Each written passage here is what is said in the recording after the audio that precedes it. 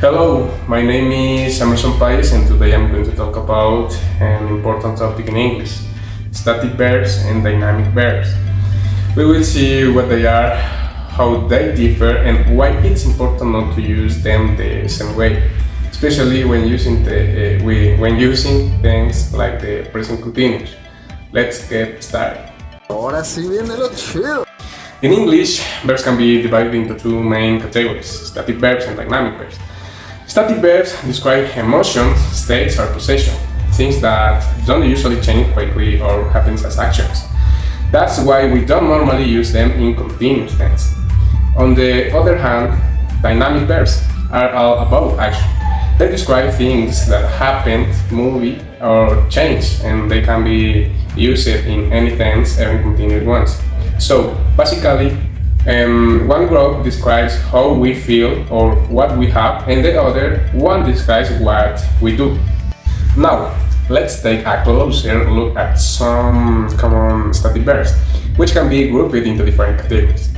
First, we have the verbs of the senses, like appear, hear, see, or taste. These are relative to perception, not physical action. Then we have the verbs of feeling, such as like, love, hate, prefer, want, and wish. These express emotion or desires. We also have verbs of thinking, like agree, believe, know, think, understand, and forget. These deal with the mental state or opinions.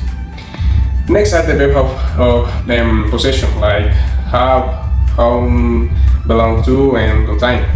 We also find verbs of being, such as be and exist. And finally, there are other static verbs like need, mean, cost, and depend on. All of these describe a state rather than an action, so they are not usually used in continuous tense.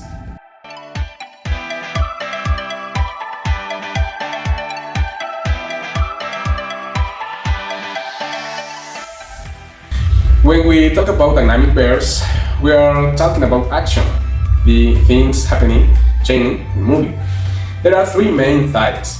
First, achievement verbs. These are planned. Someone decided to do them, like build, design, or organize. Next, accomplishment verbs. This just happened. Fast, sudden, unexpected, think fast, explode, or arrive. And finally, activity verbs. These are everyday actions. We run, talk, work, no real, and they just go on. So basically, planned action, sudden events, and daily routines. That's dynamic verbs.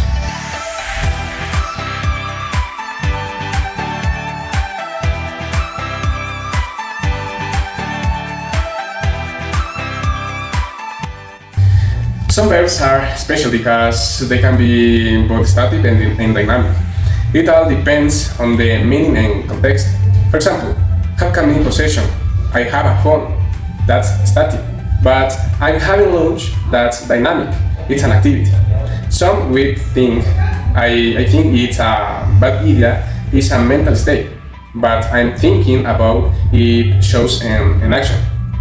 See, be, feel, appear. All of these can shift between being a state or an action. The meaning change. So it's not just the verb, it's how and why we use it that makes the difference. How do we tell the difference between static and dynamic verbs? Easy. Just follow a few tips. First, ask yourself. Can I see you do this action physically? If yes, it's probably dynamic, like run or paint. If not, it's likely static, like now or believe. Second, three using the verb in ing. She is eating sound fine, dynamic. But she is now in Spanish, that sound off, it's static. Third, look at the meaning. If the verb shows action or change, it's dynamic, but if it shows emotion, possession, or thought, it's static. And finally, Remember, some verbs can be good depending on context, like think or have. The meaning is what makes the difference. Finally, this chart gives us a summary of everything we discussed and shows the difference between each one. And that's all. See, it's not that hard. I hope everything was clear and you understand it well. And thanks for your attention.